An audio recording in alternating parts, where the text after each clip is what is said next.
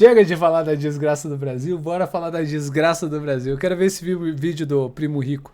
3 anos de governo Lula em 13 minutos, com foco na economia. Vamos ver o que o Lula fez nesses 3 aninhos aí de governo. Maravilhas, né? O Vamos pessoal ver, falou né? que foi muito bom o governo dele, né? Vamos, Deve ter sido. vamos ver, né? Vamos ver. Quem sabe, né? Quem sabe não foi. Bora. No dia 30 de outubro de 2022, milhões de brasileiros estavam grudados na televisão. O Lula, ele acabava de vencer a eleição mais apertada da história do Brasil. A Justiça Eleitoral acaba de confirmar a vitória de Luiz Inácio Lula da Silva, do PT. 50,9% contra 49,1%. E enquanto milhares de pessoas comemoravam nas ruas, outras simplesmente entraram em pânico. Todos se perguntavam a mesma coisa. Só mais 72 horas. Será que o Lula vai conseguir repetir os mesmos feitos dos mandatos anteriores? Será que o Brasil vai voltar a ser uma economia pujante? Por que o Lula mudaria, cara? Ó, teve esquema de corrupção nos governos do PT, enquanto o Lula tava na cadeira da presidência lá, teve esses esquemas. O cara simplesmente é reeleito, mano. Depois de tudo isso, o cara é reeleito. Por que o cara vai mudar? Por que ele vai mudar? Se tudo tá dando certo, por que ele vai mudar? Não tem porquê, né? Ou será que essa vitória era o começo do fim do país? E é exatamente sobre isso que eu vou falar no vídeo de hoje. A ideia desse vídeo é extremamente difícil, mas eu vou me esforçar para resumir em 13 minutos o que aconteceu nesses últimos 3 anos de governo Lula. As vitórias, as derrotas, os números reais e, principalmente, como todos esses acontecimentos podem afetar o seu bolso e os seus investimentos. Só que antes de começar, deixa o like aqui no vídeo e se inscreve no canal. Isso daqui é muito importante para o YouTube entender que você quer receber mais conteúdo sobre finanças e investimentos. E também para premiar a minha coragem de falar sobre esse assunto, que eu sei que nos comentários vai rolar um monte de baixaria por aqui, vai ter porrada para todo lado. E para começar, eu preciso te levar pro dia 2 de janeiro de 2023, primeiro dia útil do governo Lula. O Fernando Haddad, que tinha assumido o Ministério da Fazenda há literalmente 48 horas, publicou um decreto às pressas. Sabe o que o decreto fazia? Ele revertia uma redução de impostos que o governo anterior tinha feito nos últimos suspiros de 2022. Quem vota lógica pra presidente? Cara, se eu fosse presidente do Brasil, a primeira coisa que eu ia fazer é vender o Brasil pros Estados Unidos. Apoiado. Vocês iam estar ferrados, mano. Cadê a síndrome de vira-lata? Minha síndrome de vira-lata aqui, ó, meu parceiro. As alíquotas de PIS voltaram de 0,33% para 0,65% e de 2% para 4% na COFINS. E ainda em janeiro, o governo aumentou o Bolsa Família, beneficiando mais de 20 milhões de famílias. Era o prelúdio do que seria o governo Lula. Obviamente, milhares de famílias de fato precisam de ajuda, só que não existe um almoço grátis, né? Esse aumento no Bolsa Família gerou um custo. Apoiados, já imaginaram, cara? Tá o FBI lá, o FBI investigando o Comando Vermelho. Os cara entrando na favela lá, mano. Nossa, queria ver, mano. Só os dronezinhos voando. Só que dessa vez os drones não iam ser dos traficantes, né? Ia ser os drones americanos voando em cima da favela o tempo todo. Reconhecimento facial ainda. Viu um vagabundo lá, já vai de vala já. Dronezinho que mata. Precisa fazer nada. Custo de 14 bilhões de reais a mais por mês nas contas do governo. 80% a mais do que o governo anterior gastava. Só que, peraí, de onde que vinha esse dinheiro? Para você entender isso, eu preciso te explicar uma coisa que aconteceu alguns meses antes. No Brasil, existe uma regra que limita quanto o governo pode gastar por ano. Ele é o famoso teto de gastos. Essa regra foi criada no governo Temer e basicamente dizia o seguinte: o governo só pode aumentar os gastos de acordo com a inflação do ano anterior. Só que o Lula ganhou a eleição e ele falou assim: peraí, eu prometi fazer um monte de programa social, mas se eu seguir essa regra do teto de gastos, eu não vou ter dinheiro para fazer nada. E foi aí que entrou a PEC da transição. O Congresso aprovou uma exceção para 2023 e eles falaram: tá bom, Lula, você pode gastar 145 bilhões a mais do que o teto permite. E era tudo que o governo queria. Com esse espaço veio o aumento do Bolsa Família e em seguida, em fevereiro, veio outra medida importante. O salário mínimo subiu para R$ 1.320. Era o primeiro ganho real do salário mínimo em 4 anos. O problema é que só o Bolsa Família Família ia gerar de custo 14 bilhões por mês. São 170 bilhões por ano. Ou seja, o Bolsa Família sozinho já era maior que os 145 bilhões da PEC. Isso sem contar todas as outras políticas que o governo queria fazer. Eles sabiam que eles precisavam arrecadar mais. E qual é a forma mais rápida de arrecadar mais? Aumentando impostos. É através de você aí, ó. Através de você, que não deixa o like nesse vídeo e não se inscreve no canal. E logo depois, Essa em forma março, o mais Haddad anunciou o arcabouço fiscal. Lembra do teto de Virar gastos bateria- que eu mencionei antes? bateria Pois é, viva o do arcabouço governo. surgiu para substituir o teto de gastos. A ideia era a seguinte: ao invés de limitar os gastos pela inflação, o governo podia aumentar os gastos até 2,5% acima da inflação todo ano. E em maio, a Câmara aprovou o arcabouço fiscal. E um mês depois, em junho, o Senado também aprovou. Foi uma vitória enorme para o Lula e para o Haddad. Só que o Senado fez algumas modificações no texto. E quando isso acontece, o projeto precisa voltar para a Câmara aprovar essas mudanças. Mas a essa altura, o governo já estava comemorando porque sabia que ia passar. E enquanto todo esse rolo acontecia, uma outra coisa bem relevante estava rodando ao mesmo tempo: a reforma tributária. Para vocês terem uma noção da importância da reforma, ela estava em discussão há 30 anos no Congresso. Todos os presidentes tentaram. A FHC tentou, o Lula tentou no segundo mandato, a Dilma tentou, o Temer tentou, o Bolsonaro tentou e ninguém conseguiu. E aí, no primeiro ano do terceiro mandato do Lula, o Congresso finalmente aprovou a reforma tributária. Basicamente, o sistema tributário brasileiro é uma bagunça completa. Hoje a gente tem 5 impostos diferentes sobre consumo: PIS, COFINS, ICMS, ISS e IPI. Cada um Nossa!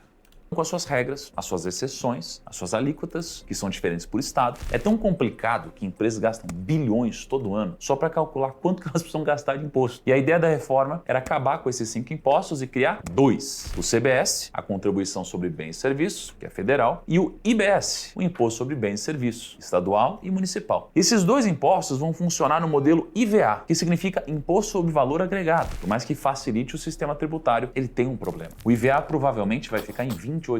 Isso pode fazer do Brasil o país com a maior carga tributária sobre o consumo do mundo.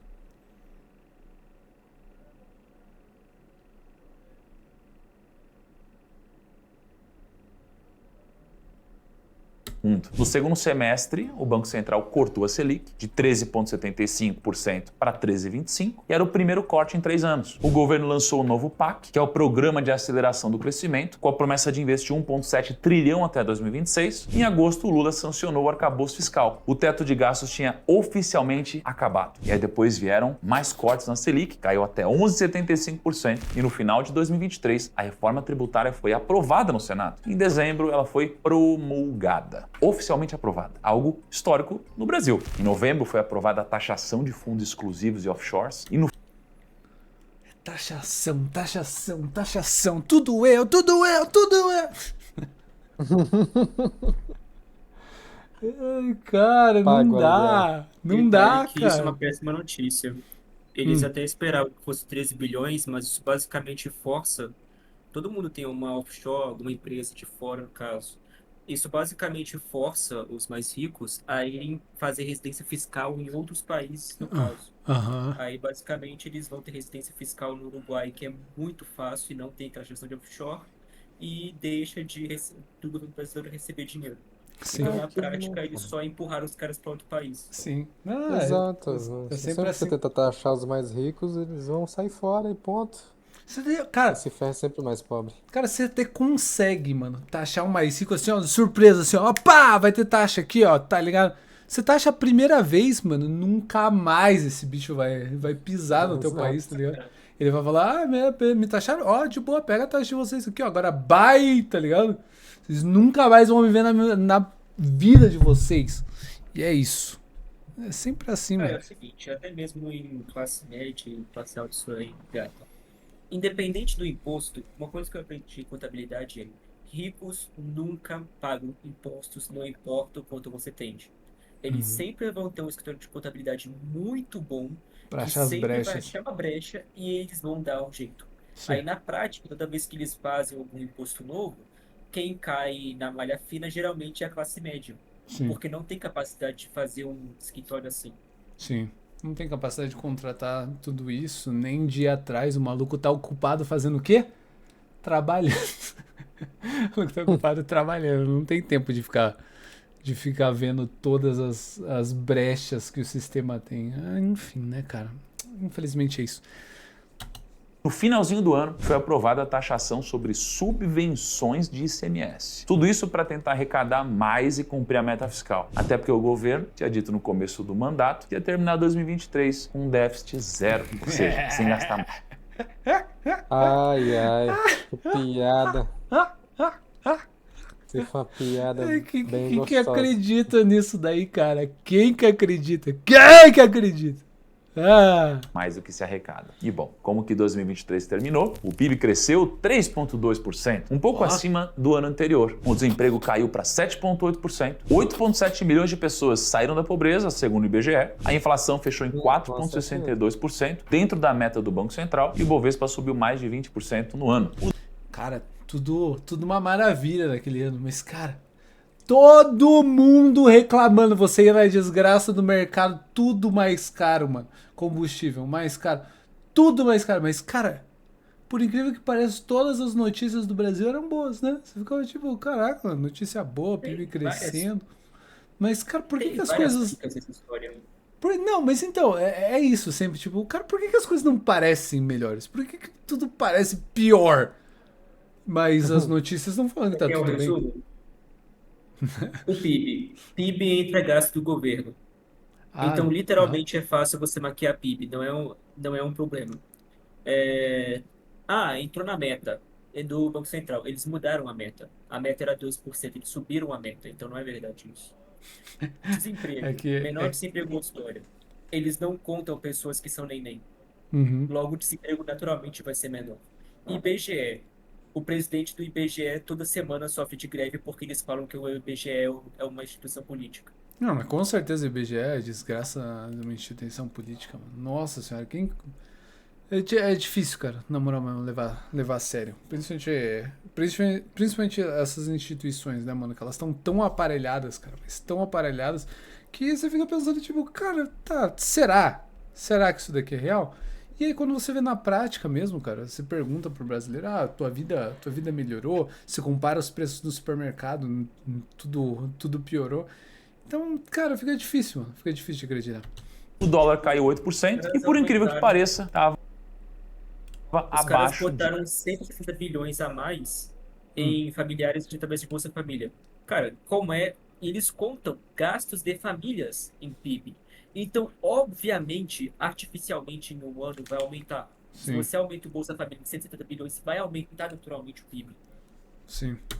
De 5. Muitos dados bem positivos por aqui. Por outro lado, o governo gastou 230 bilhões a mais do que ele arrecadou, mesmo com vários aumentos de impostos. E a gente fechou o ano bem longe da meta de déficit zero. Déficit zero, confia, galera. Nossa, quem que acreditou nessa merda? Pela cara dele, nem ele acredita no que ele fala lá, a cara dele lá. Quem acredita? Tá mentindo. Mano, quem acredita no Lula, mano? 2026.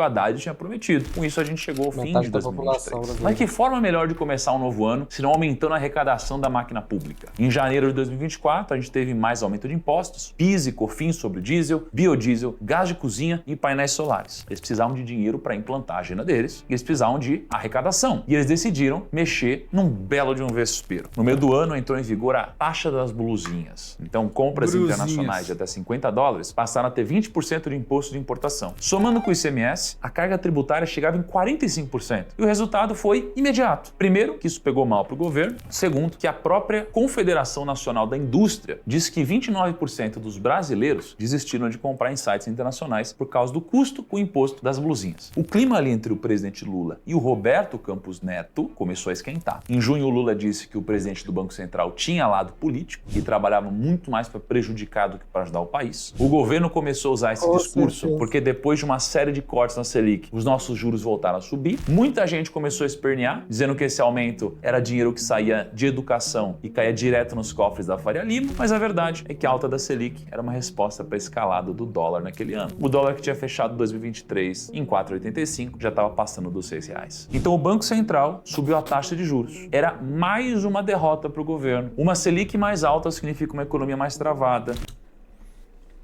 Pera aí, eu vou deixar play e eu já volto. Vou pegar um pouquinho mais de shake pra mim.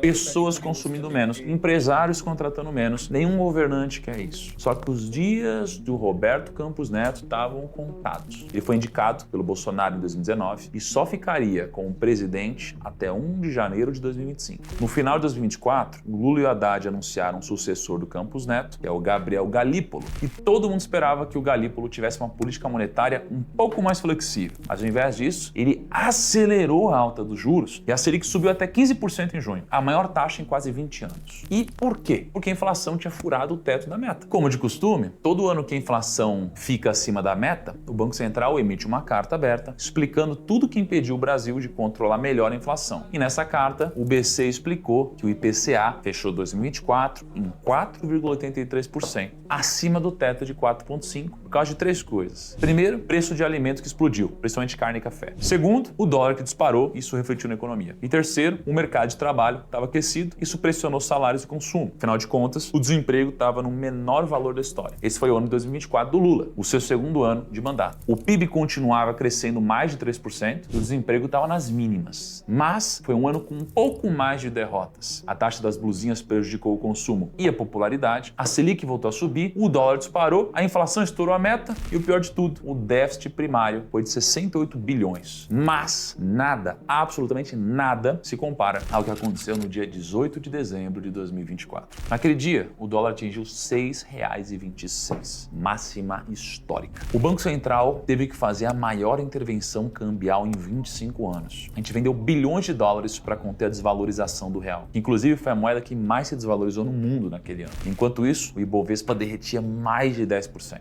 Esse era o cenário do fim de 2024 e início de 2025. E é isso que a gente chega no terceiro ano. Os marinheiros, eles costumam dizer que depois da tempestade vem a calmaria. Mas no Brasil, meu amigo, esse ditado nunca funcionou. Logo no comecinho do ano, o governo publicou a Instrução Normativa 2219. E ela dizia que as transações acima de 5 mil mensais via Pix ou cartão de crédito teriam que ser monitoradas pela Receita. A ideia, segundo o governo, era combater a sonegação de imposto. Só que a oposição interpretou de outra forma. Querem controlar o seu dinheiro. A história toda de controle se espalhou, tinha vídeo com milhões de views rodando por aí, o pânico tomou conta, o Haddad gravou vídeos desesperado tentando desmentir essa história toda, mas era tarde demais, o estrago estava feito. E no mesmo mês, o governo recuou completamente e revogou a norma. Em março, para surpresa de 0 pessoas, veio mais um pacote de aumento de imposto. Até que em maio, um grupo de políticos da oposição publicou um manifesto que dizia o seguinte: desde que assumiu em 2023, o Lula criou ou elevou o imposto 24 vezes, um a cada 34 dias. E aí o manifesto viralizou, foi parar em todos os jornais e algumas semanas depois a lista foi atualizada. Eram 27 impostos.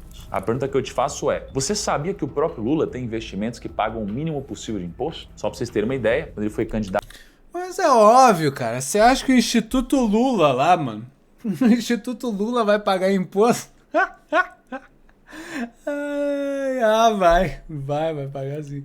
Em 2022, ele declarou um patrimônio de 6 milhões. E por volta de 5,5 estavam em VGBL, que é o Vida Gerador de Benefício Livre, que é um tipo de previdência privada. A previdência é considerada um seguro. Por isso, a alíquota de imposto de renda que ele pagava sobre esses investimentos pode chegar até 10% caso ele invista por mais de 10 anos, o que é extremamente provável. E além de pagar menos imposto, você ainda tem uma série de outros benefícios. Por exemplo, você pode deduzir até 12% da sua renda bruta anual do imposto de renda, no caso de um PGBL. A previdência privada ela não vai entrar em inventário, então em caso de falência o dinheiro vai direto para os beneficiários sem pagar ITCMD. E olha, se você não está feliz com esses aumentos de impostos nos últimos anos...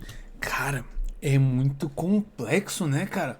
Toda tributação no Brasil é muito complexa, cara. Não é por sorte, não é por acaso que tem tanta brecha, cara, pra você pagar imposto no Brasil.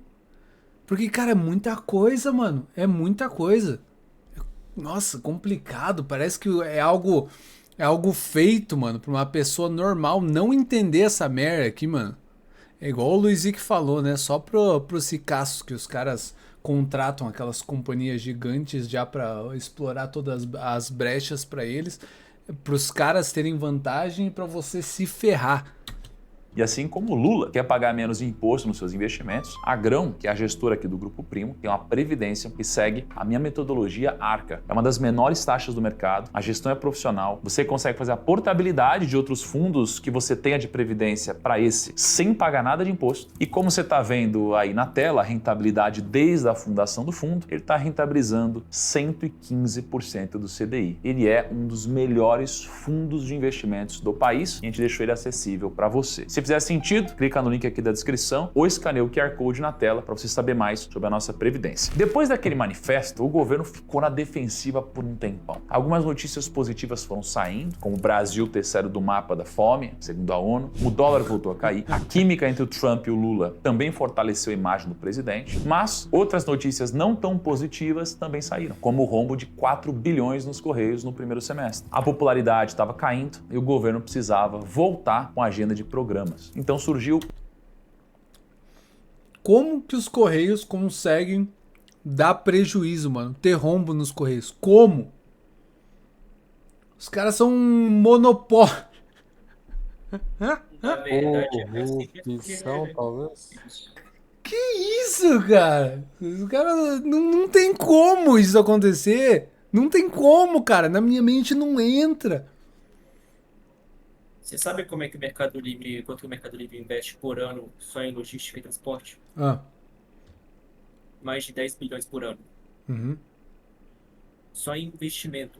O que que acontece? O monopólio dos Correios é somente de cartas e contas de canais de bancos, tal. O resto é tudo concorrência. O Mercado Livre, a Amazon, outras várias lojas, eles vêm investindo ao ponto de que investem nos seus Correios. Quando eu chego na minha casa, das 10 entregas, não sei se também o Israel tem, das 10 entregas que tem, agora 2 são dos Correios. É muito mais proveitoso só meter na porra da transportadora e foda-se os Correios no caso. Daí os sim. Correios não têm dinheiro para para reinvestir e competir. A taxa das blusinhas quebrou também boa parte do transporte deles e não tem como. Os Correios atualmente, se eles não colocarem 20 bilhões, 35 bilhões de investimento e competir, não é viável. Acabou. Eu tô lendo os comentários, já chutaram a minha mercadoria. Mano, aqui nos Estados Unidos, pelo menos, Isso é de menos. isso é uma coisa que assusta as pessoas. Cara, mano, você precisa de qualquer coisa aqui, mano, da Amazon. Hoje, aqui, ó, agora, pô, eu preciso de sei lá, mano, um fone de ouvido pra ir pra academia, tá ligado? Vou comprar um fonezinho de ouvido daqueles ali pra ir pra academia da JBL, mano. Cara, eu peço agora, daqui umas horas já tá aqui em casa, na porta da minha casa. Cara, é insano, cara. É insano. E você chega no Brasil, eu lembro que eu pedi algumas camisas quando eu fui pro Brasil.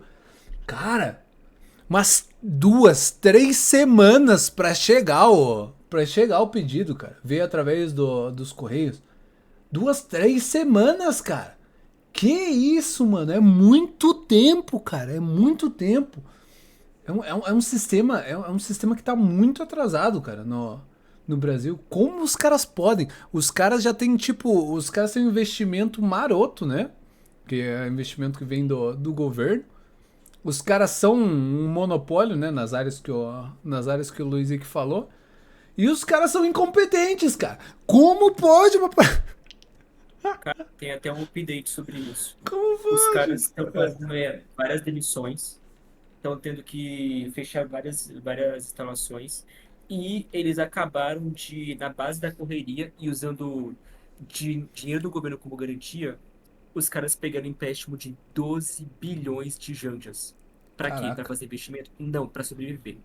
Caraca. E o diretor dos Correios falou que possivelmente vão precisar de mais 8 bilhões depois. Falou, depois Só manda assim. mais 8 bizinhos aí pros guri, mano. Pô, tamo com fome aqui. É isso, pô. Quem recebe grana artificialmente não tem Incentivo, incentivo né? nenhum, cara, pra se manter, Aham. pra fazer algo competente. Então, fazer recebe grana de graça, o que eu vou trabalhar? Fazer as coisas certas por quê, né? Tipo, dane-se, vai cair lá no final do mês, vai estar tudo lá de boaça pra gente. Dane-se.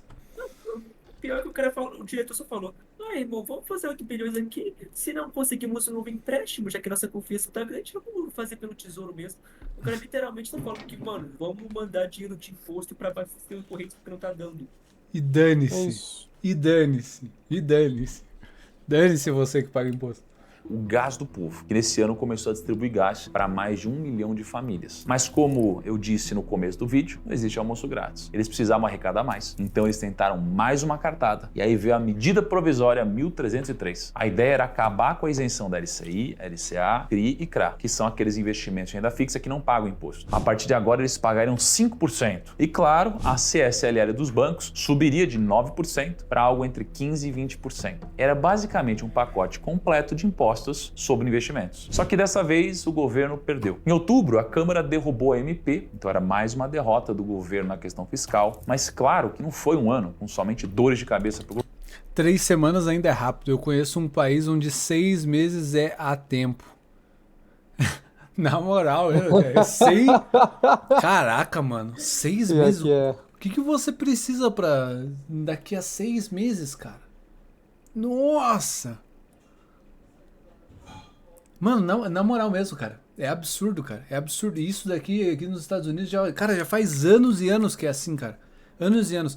Antigamente, pra ser mais honesto, antigamente quando eu cheguei aqui, tipo, uns 10 anos atrás, cara, você pedia algo, tipo, vinha no próximo dia, cara. No próximo dia chegava, rapidaço, assim, ó. Tipo, você ia dormir, no outro dia você acordava ali, a ponto, tava na porta.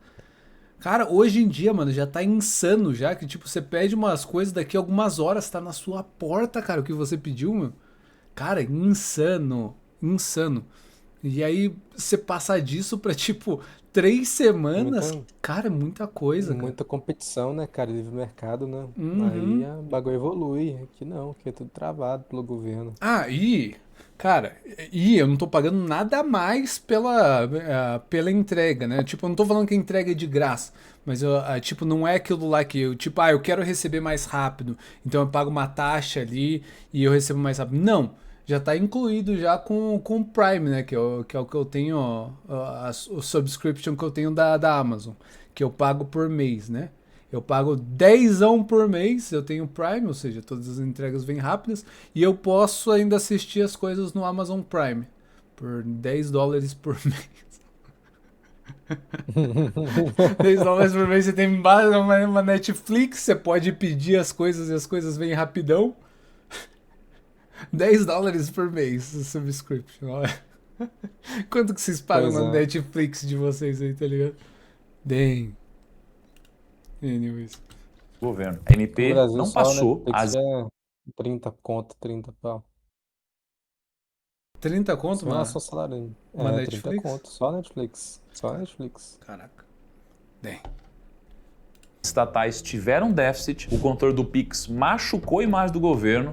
É verdade, ainda pode dar sub pra alguém na Twitch com o Prime da Amazon. Mas o dólar que estava acima de R$6, hoje está na casa dos 5,40. O desemprego está nas mínimas históricas. E o Bovespa está nas máximas, acima de 160 mil pontos. A inflação parece estar sendo controlada. Em 2026, a gente deve ter cortes na Selic. Enfim, queria deixar claro que é praticamente impossível resumir em 13 minutos tudo que o governo fez durante 3 anos. Com certeza tiveram pontos positivos e negativos que ficaram de fora, e por isso eu queria saber de você. O que você achou desses últimos anos do governo até aqui? Ano que vem é um ano de eleições. Deixa aqui nos comentários, um grande abraço, até a próxima e tchau. Vídeo bom, mano, do Primo Rico. Mas, mano, a última frase dele, pra mim, resumiu tudo, cara. Tudo mesmo. Ano que vem, ou seja, esse ano, né? 2026, é ano de eleição. Ou seja, nessa época, né? De 2025 até agora, né? As eleições, vai ser a época que o governo vai gastar pra um caramba, vai plantar uma penca de bomba pra tentar se reeleger. Porque daí, depois que ele se reeleger, aí eu vejo o que eu faço lá na frente, né? Mas é sempre assim. Todo governante que a gente teve no Brasil, enquanto eu tava vivo, ele sempre fez a mesma merda. Fora o Temer. O Temer foi o único infeliz que não fez isso. Mas os caras sempre gastam uma penca de grana para tentar se reeleger e plantam uma bomba pro próximo governo no caso deles não serem eleitos. É sempre assim, é sempre assim. E é por isso que eu digo, cara, o Brasil ele nunca vai mudar, nunca, enquanto o pessoal ficar nesse voto útil aí do menos pior. Vocês sempre vão ter um pouquinho, vamos votar no menos pior, caraca, o menos pior que venceu, olha que legal. A gente vai conseguir respirar um pouquinho melhor aqui, ó, por 4 anos, mas depois um arrombado vai ser eleito novamente e as coisas vão continuar sempre piorando, cara. Sempre vai ficar tudo Cara, piorando, enquanto piorando. política for profissão de popularidade, vai continuar desse jeito aí. Sim, sim. E enquanto o sistema, as pessoas recompensarem uma pessoa por ela ser inescrupulosa, você ser inescrupuloso é o que te faz ser eleito, cara, não tem como o sistema dar certo. O Brasil vai continuar sendo uma merda e não tem solução. Não tem solução, não tem esperança, ou como diriam os populares, não sobra nada para os betas. Brutal. Então, então é isso. Sobra nada. O Temer tinha o benefício de que ele literalmente